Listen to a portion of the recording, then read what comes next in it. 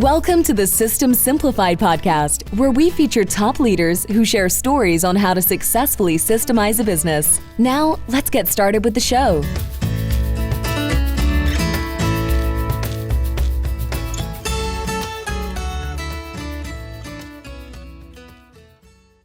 Hello, Adi Klevit here, the host of the System Simplified podcast, where I feature top founders, entrepreneurs, and thought leaders about systematizing a business. And today's episode is being brought to you by Business Success Consulting Group, where we create, document, optimize, and implement processes and procedures so businesses can grow and thrive. And it is my honor to introduce today's guest, Stephanie Allen. Hi, Stephanie. Hello. It's great to have you on this podcast. Thanks for having me. Yes, you're very welcome. Before we get started, I want to give a big shout out to a mutual connection of ours, Nancy Fox, who I interviewed on this podcast as well. And we recorded a great episode, and I'm going to include it in the show notes again, so our listeners can listen to that episode. Yes, Nancy is an amazing connector and has a wonderful community for fractional executives. So I'm very grateful for the referral, and it's lovely to have her in our network, that's for sure. Absolutely. So here's all the love to Nancy. Thank you, Nancy. All right, Stephanie. So now let's introduce you. So you're the founder and CEO of a consultancy. You're a trusted advisor and fractional COO, integrator, and second in command resource for countless founders, which is very, very important. You've been supporting founders in a COO capacity for more than a decade, and you understand what it takes to build a self-managed business, create operational excellence, and implement programs like EOS. That's correct. Yes, Yep. Thank you. Yeah, It's very important. And you are an avid learner and passionate entrepreneur, which is always fun to have on this podcast because we have very interesting conversations. And you're considered a secret weapon to the founders you serve for your no-nonsense approach and for helping them grow and exit their business, which is amazing. And it will be great to have this conversation here. We're going to share the blueprint for growth and what are some of the best practices to grow businesses, because I know that that's what interests our listeners. They are here in order to learn more about systems, about processes, but how to grow and scale the business and hear from people that have done it. And you definitely walk the walk and help many, many businesses grow and scale. But let's start with a little bit. Tell us about yourself, about your background. How did you get to where you're at? well, I think a bit of the story begins that I've been fascinated with systems and how they affect how we live. I've seen it in a family unit, I've seen it in school, and I've seen it in business. So I've always been interested in figuring things out, finding a solution. So when I was in high school, I was taking computer classes, and back in the day that was learning DOS, and I was really struggling with it. And my mom said, maybe you shouldn't do this technology. It's really hard for you. Go in the arts where you're really talented. And I said, but this is the future. This is my future. I need to understand it. And so I really worked the problem. And then I had a career. I went to a university that was technically based and all about the technology and the business side of the printing industry. And that really set that foundation for that practical, no nonsense probably approach to things, because it was hands-on and the strategy. And then I got out in the world and I worked for small businesses and worked directly with the business owners in various roles within a business, and realized that the closer I got to working with the founder or the CEO, the more I could create a healthy system for everyone to thrive in it. And so it's, things can be tough, but you can still have rewards after. And so I think there was part of that. And then I had my own business when I was a teenager, running a little hot dog stand in a small town. And it was really interesting to listen to the customers and change the business based on what the customers needed. And it really thrived. I was able to have people work for me. My sister and I had a little business together.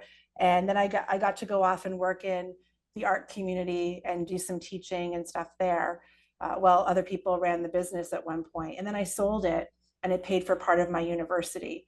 And my mom always tells the story that the person that bought it wasn't able to replicate what we had done, because you can't take the soul of the owner and sell that, there's a DNA thing part of it to me. And so that's really been foundational of, like, I believe business owners, CEOs are the heart of the business. They're the artery of the business. And if you don't have a really great system to amplify and make sure that that is then getting integrated into everyone in the business, when that business owner leaves, the reason the business didn't thrive when I sold it is that it was young. I didn't know this yet, but there was no existing system with the DNA remnants in it for it to thrive after I sold it. That And is so all true. all of this is the foundational work and the experiences that led me to where I am today. And I think ultimately I can see broken systems, and I'm driven to fix them so that we can have a better world. That's like my big mission. And ultimately, I believe everyone deserves to have flexibility and financial freedom. I can't change the world, but I can make a difference one business at a time. Absolutely. Yeah. Absolutely. And I really like that point where you're making in terms of replicating the success, because it's the soul of the business. And I think that is it. I can see why it was said, because this is also a misconception that a lot of business owners have. And I don't know if it's a misconception, because it looks real to them. I mean, I had the same thing myself before I started scaling my business. Is like, well, it's me, it's my knowledge. This is what I have. I mean, how can I even replicate it? And, a good mentor, a dear friend who was a mentor, really challenged that thinking, because it can't be. Otherwise, there will be no businesses. Otherwise, there will be no Amazon, because it's all only going to be Jeff Bezos. He could have said, well, it's only me, but it's not. But that's the beauty. That's the thing in terms of creating a system, is to figure out what can be replicated, and what are the best practices, and what is that X factor that make that founder the founder, and then create a system that can be replicated. Yes, it's well said. Yeah. Great. Yeah. So let's break it down a little bit. So when you're working with founders, what are the first things that you tackle or that you do? You start working with the founder. It's really assessing what's going on. So there's a lot of deep diving into what's working, where are there opportunities, and listening. There's a lot of listening in the beginning, listening to the different people in the business, doing a lot of review of tools and systems and information, looking at things. So I really deep dive into that. The clients that choose to do my half-day panoramic operations roadmap really accelerate their work with me, because it's a lot of that done in a very short time frame. That all gets done within a 2-week period. And in that period, we do a half-day workshop together and collaboratively make sure that everything is clear. And we come out with a very structured, prioritized activity list that is doable over 90 days. And it's amazing to see how that happens. So that first part is the assessment. And then the next part is acquiring, getting the changes happening. So there's a lot of learning and trying things and dealing with reworking things. There's a lot of hands-on work that I do with the people on the team. It doesn't mean that I'm necessarily doing everything, but I fully understand it, make sure that they are supported, and then that exponentially makes things change. And the beauty of that is I have the buy-in from the team with the solution. So they're implementing it with me so that it exists beyond me. You don't need Stephanie Allen in the business for the system to work well. I've been guiding and working with the team to make sure it works for them, and iterating on it with them so they feel really good about it. And then they can run it themselves. And that's the heart of having that self-managed team. Absolutely. And then after that, it's just accelerating that to be more innovative. Like once you get through that, then the organization can start to pivot and innovate. And that's when the CEO says, oh, I really want to be in my unique ability. And they want to only do the things that they love doing and that are helping grow the business. And they can do that because that foundational first 2 part of those phases have allowed for that to happen. They've probably wanted to do that with me from day one, but they actually see possibility halfway through our work together. And then what happens after that is very customized and designed around what that unique pivot is for that business, which helps them stay relevant. So I believe the future, I work, probably 80% of my business is in the digital agency world and technology world. So you have to be able to pivot and be nimble and be relevant 3 years. Yeah, because it changes all the time. That's a very good point. So in a digital marketing world, I mean, it is a creative world, and you talk about it in the beginning that you are an artist, but then you wanted to know systems because you realize that without knowing systems, it's not going to be holistic, it's going to be just part of it. So what is your reaction to the myth? I mean, I find it's a myth that systems can ruin your creativity. What are your thoughts on that? I believe systems are the foundation for having innovation and creativity. If you want to have a business that grows exponentially and you want a team helping you do that. So visionaries are unique. They don't need the system. The system is not for them. The system is for the people working with them. And I think that's the distinction. I would not want a visionary to be bogged down in a system because that could affect their creativity. But I want them to trust the system has their back and that they don't have to worry and they know the team has it handled. And then the team feels confident that they're doing what's expected. They don't have to worry that, am I doing the right thing? Is this what I should be doing right now? Like all that is gone away and they're very clear. And then what happens is they start to innovate and the visionary doesn't feel like they're alone in getting the business to the next level. So what happens is teams start to sell when they're doing the day-to-day. Not new business, but expansion and upselling happens exponentially when we have systems. The team starts to see where systems are falling behind or aren't relevant, and they're changing the system, even without me as a fractional COO. So let's iterate. It's becoming a living, breathing organism kind of thing. It's not set in stone. So a system to me is not static. A system is evolving. And if you have a system that's evolving, creativity will be possible. Yeah, and I see systems as something being created as well. It's part of creativity.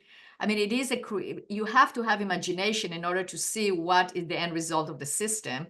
You have to have imagination in order to figure out how to create a system that is actually active and evolving and flexible. So all of that is part of actually artistic creativity of having that ability to expand. It's not necessarily like this rigid, okay, that's it, this is how I built it and that's it. I mean, there can be fun and creativity in creating systems. I also think that it's a misconception that creativity is not structured.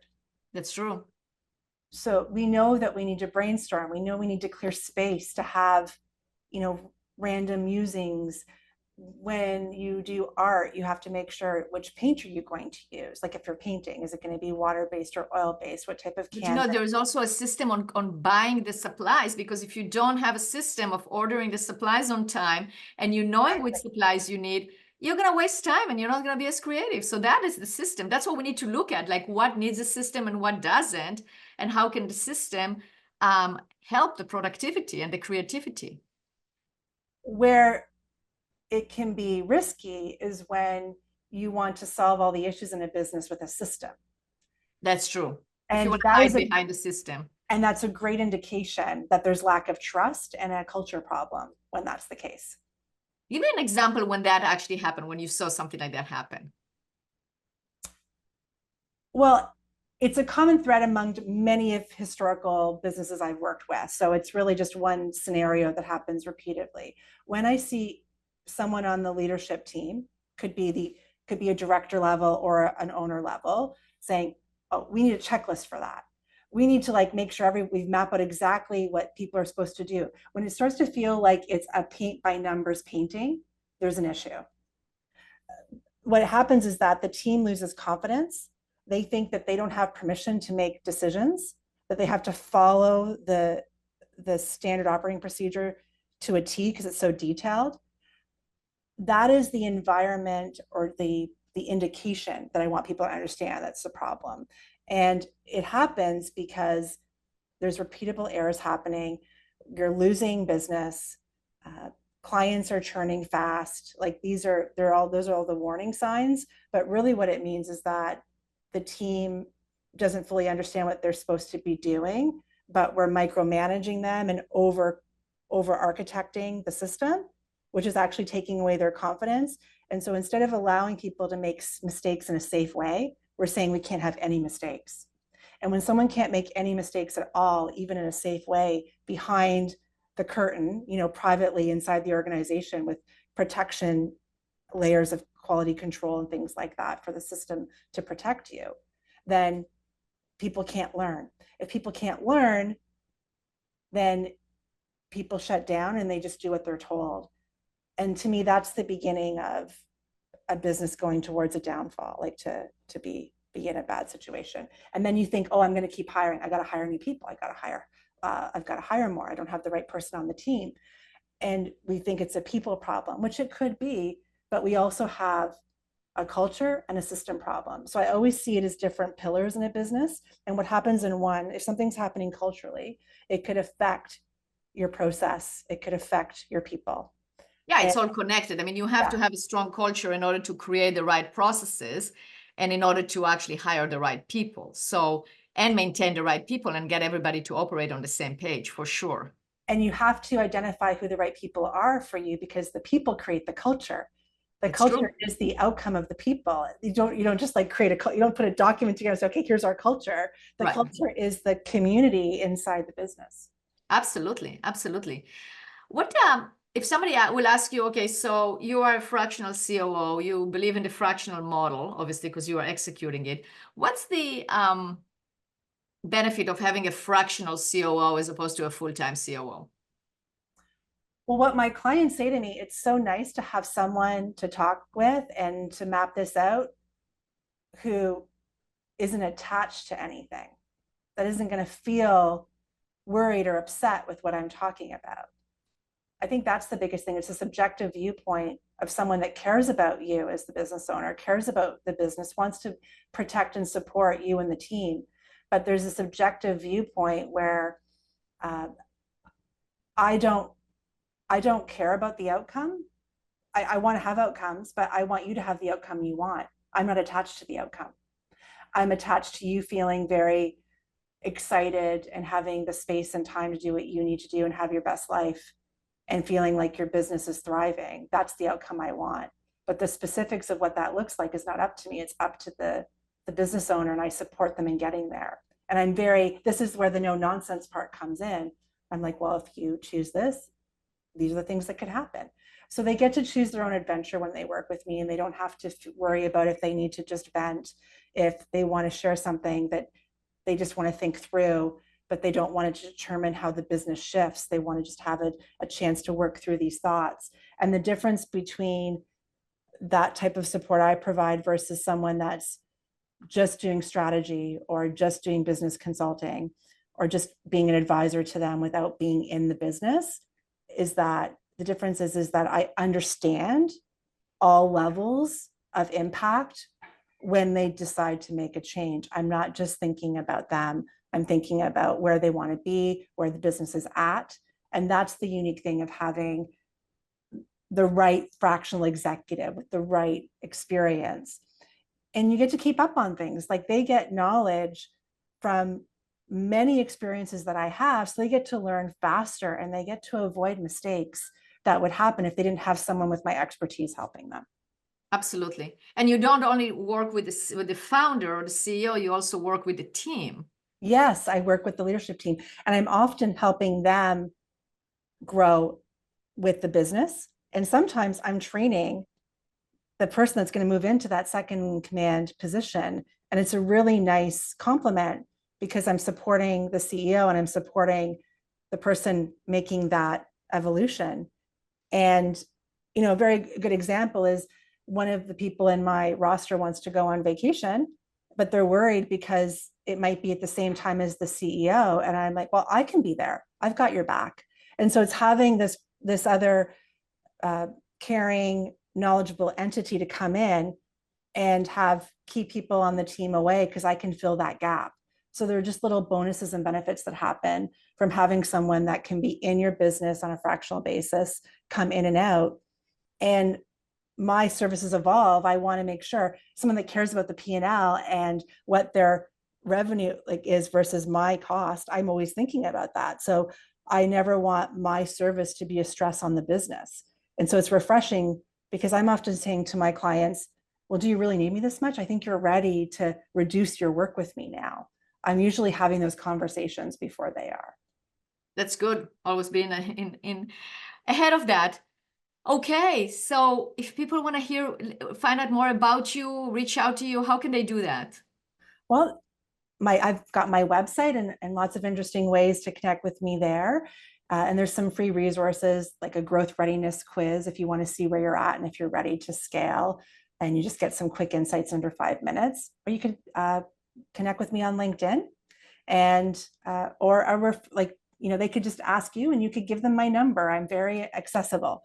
Absolutely. Absolutely. We can do that. Yes. So I definitely encourage our listeners to reach out to you, Stephanie. Thank you for being a guest on this podcast. It was a really, really enlightening conversation about how you can actually have freedom within your own business and feel empowered as an entrepreneur. Thanks so much. It was wonderful to be here.